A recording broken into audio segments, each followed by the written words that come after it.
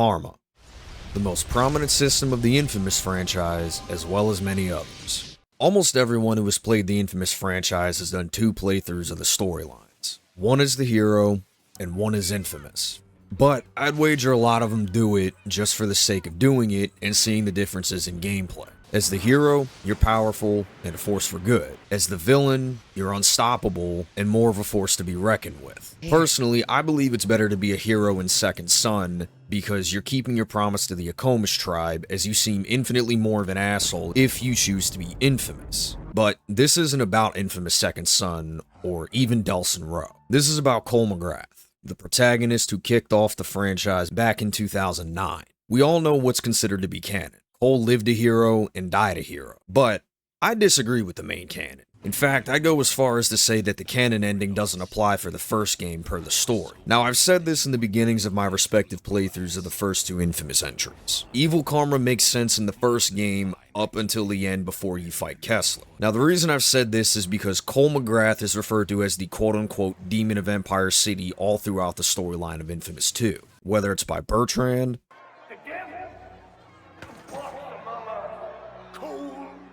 McGrath, the electric man, is here. Enumerate the militia, or even civilians. Sarah, you brought with you? He saved me. There were hundreds of those monsters. He fought them all. He can do stuff like you never seen.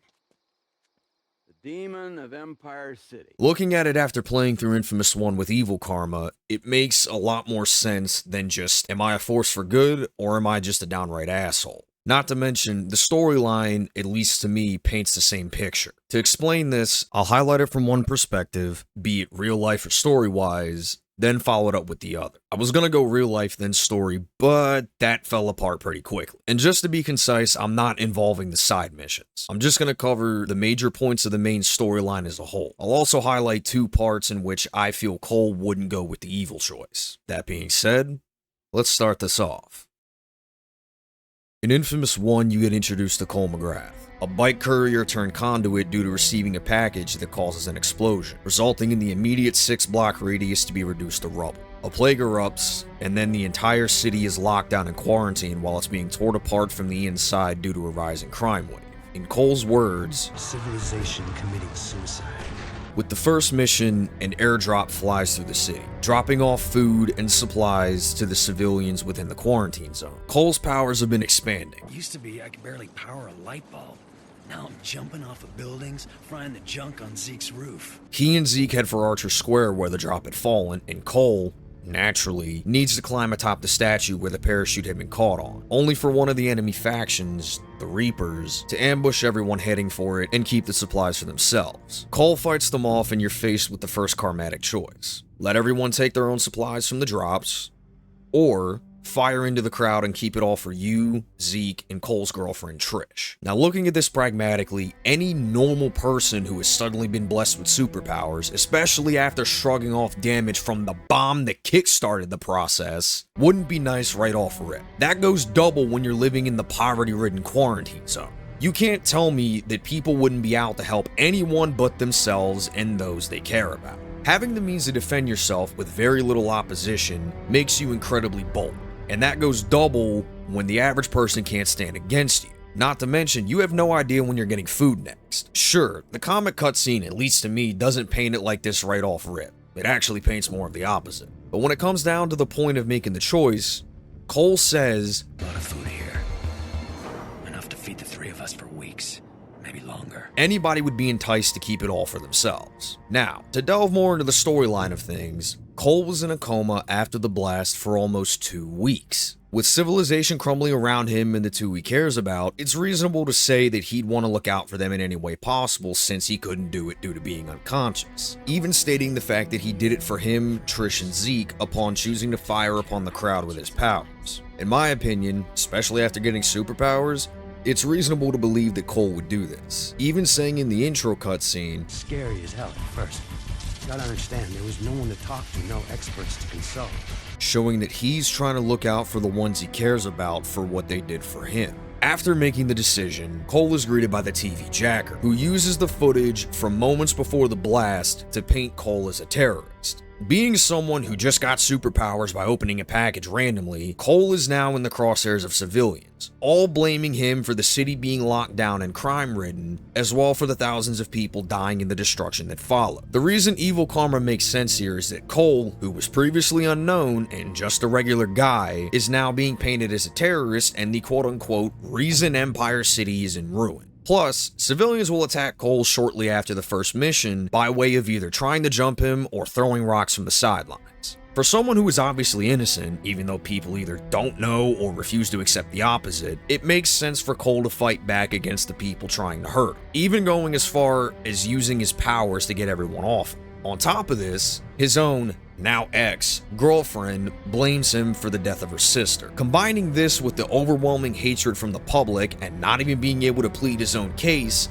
is enough to make even the calmest of people act out in either retaliation or fear for their own well-being. Moving more down the storyline, Cole now has FBI agent Moya in his ear 24/7. She's making him do all the dirty work to find her husband, John White, who was undercover in another faction called the First Sons, which was the faction that created the race fear, the device that gave Cole his powers by waking up his conduit gene. All in the name of getting him and Zeke out of the city. Throughout their time, Cole is tasked with doing a number of things, from recharging substations to dealing with mysterious black tar that's making the public sick. Now, one of the situations where I believe Cole would go against the grain and actually do something good is when he comes across the man in the sewer. During this mission, Cole is tasked by Moya to track down a known ally, an electrician named Brandon. At the start, Cole ends up finding Brandon's wife, Linnea, dead in a parking lot. He ends up using a new power, that being the ability to see the memories of people before they died and track echoes. He follows the echo to the above-ground substation, in which a suicidal reaper blows it up, leading to Cole having to go down into the sewers, where he finds Brandon refusing to open the pathway to resetting the substation unless he's reunited with his wife. Here, Cole can either blast his way through, killing Brandon in the process, or let Brandon know of Linnea's death in hopes of him opening the door. From the story perspective, it seems that Cole would inform Brandon of what happened because of the fact that he still cares about Trish, as is evident all throughout the game. Due to this, Cole would likely feel the obligation to at least tell the man that his wife was dead. This also including the fact that the Neon District had gone dark, and he would have a limited supply of power above ground, so he'd likely want to conserve what energy he had.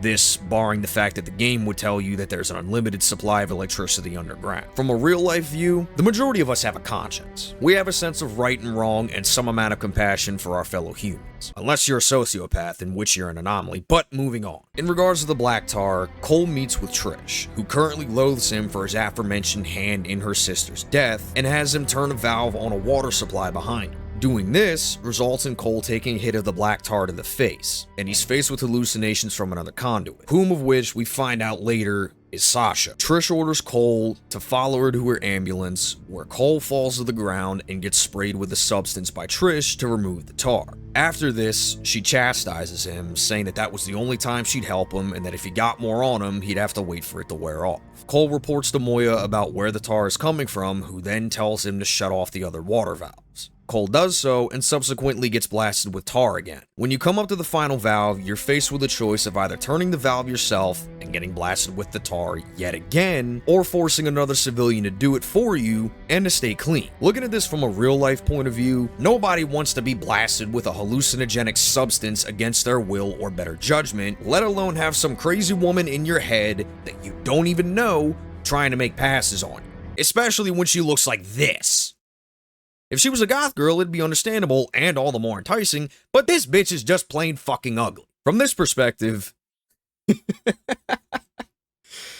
it makes sense to have somebody else do it for you as a means of avoiding the hallucinations. As for the storyline, Cole is the only one who is being tasked with this stuff. He's now an unwilling puppet of the FBI and is being subjected to doing all of this stuff under the guise of getting out of the city. If it means staying sane, even for a moment, to carry out future missions, it makes sense for Cole to do what it takes to do so. All of this also applies to the next missions involving the devices attached to the water towers on the roof. It makes sense for Cole to destroy the devices to stay sane, even at the expense of more people getting sick. Moving further down the line, over to the historic district, Cole is at the mercy of Kessler. The latter planted bombs all throughout different parts of the district, tasking Cole with disarming them while holding Trish hostage. At the end of this mission, Kessler gives Cole a final dilemma: save 6 doctors at the expense of Trish, or save Trish at the expense of 6 doctors. In this situation, realistically speaking, it makes sense to go for Trish due to the fact of her being a close loved one and the fact that even though 6 doctors can do a lot of good, Trish is someone you actually know.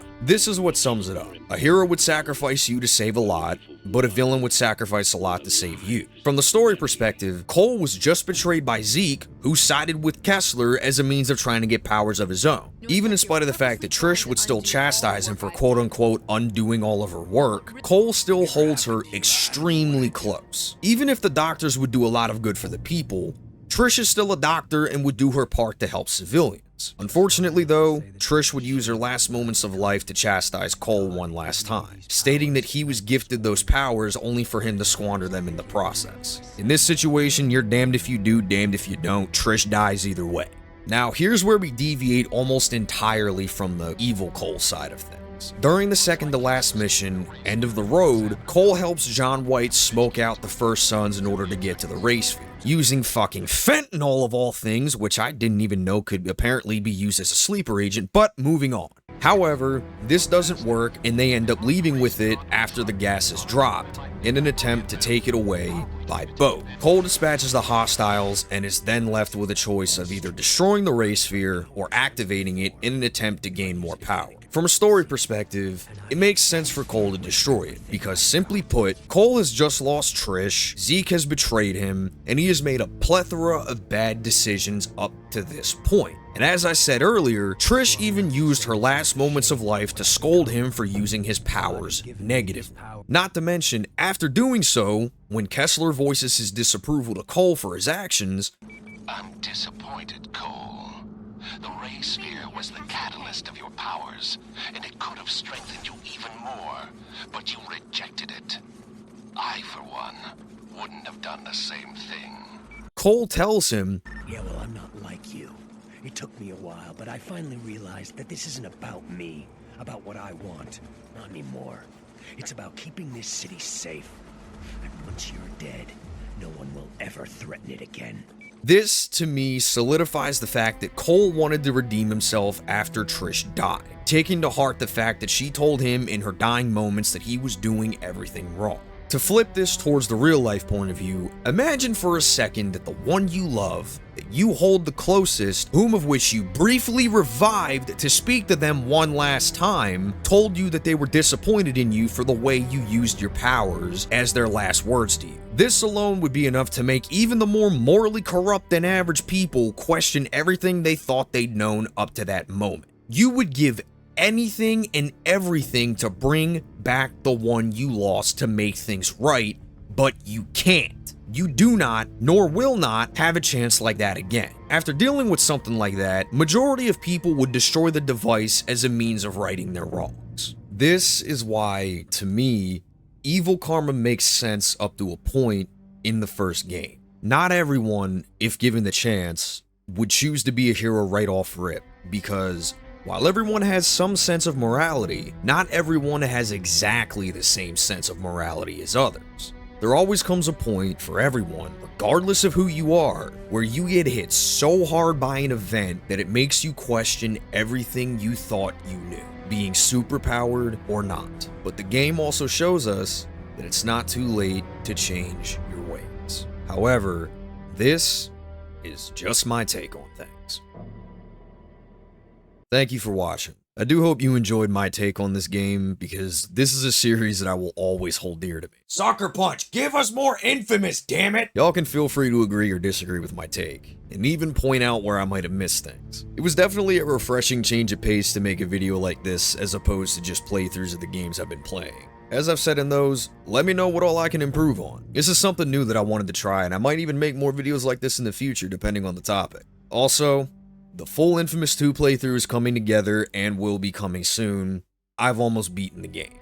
Before I leave off here, I hate to be that guy, but be sure to drop a like and even subscribe if you enjoyed. I'm new to this whole YouTube thing. I've always wanted to give it a go, so with all that said, y'all take care of yourselves. Once again, Sucker Punch, give us more Infamous, damn it!